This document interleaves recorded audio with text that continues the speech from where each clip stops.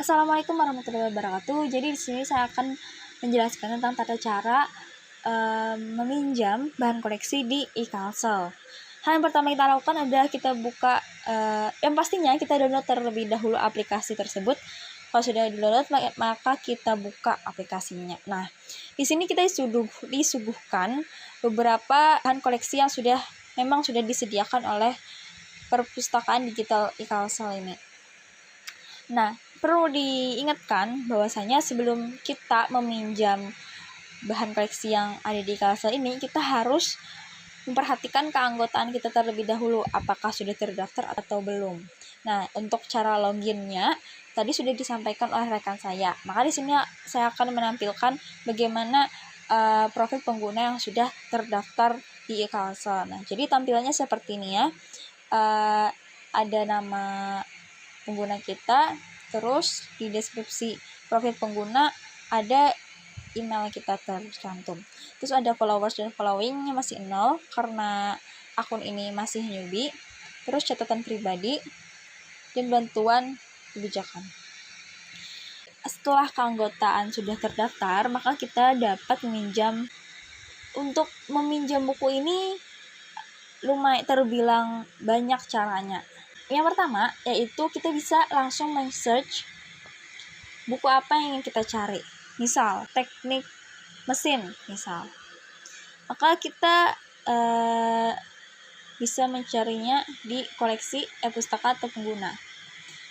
Untuk di koleksi tersendiri terdapat detail buku yang ditampilkan, tombol untuk meminjam, jumlah salinan 4 kopi, besaran file, penulis, penerbit, ISBN, tahun terbit, terus judulnya, dan ada juga sinopsisnya. Jika kita merasa puas dengan buku yang kita pinjam, maka kita bisa memberikan rating bukunya. Nah, ini tergantung kepada pengguna ya. Kalau misalnya penggunanya merasa puas, bisa memberikan 5 rating misal. Nah, terus bagaimana untuk cara meminjamnya? Nah, klik saja tombol merah yang pinjam ini. Klik ini dan konfirmasi peminjaman. Anda yakin? Kita klik ya. Buku ini akan tersimpan di dalam rak buku setelah Anda downloadnya. Tutup.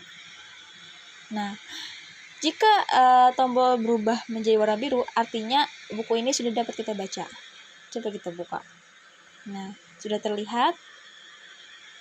Untuk memindahkan perhalaman itu geser ke kiri, maka kita menggeser ke kiri. Nah, selanjutnya untuk cara yang lainnya, kita bisa memakai yang kategori buku. Kita klik. Nah, di sini terdapat buku yang memang sudah tersusun sesuai dengan bidangnya tertentu. Nah, misalnya ini kita ingin mencari buku tentang ilmu politik. Kita klik ilmu politik, maka yang keluar adalah tentang perpolitikan.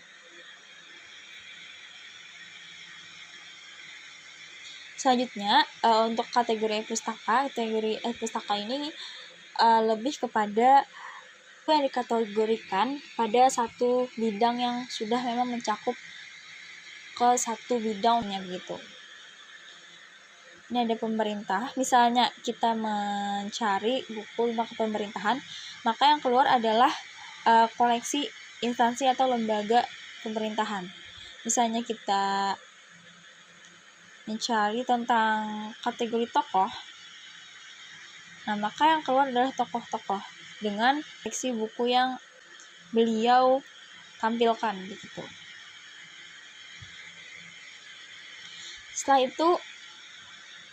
Setelah buku yang kita cari kita temukan dan kita baca, itu akan tersimpan otomatis di rak buku.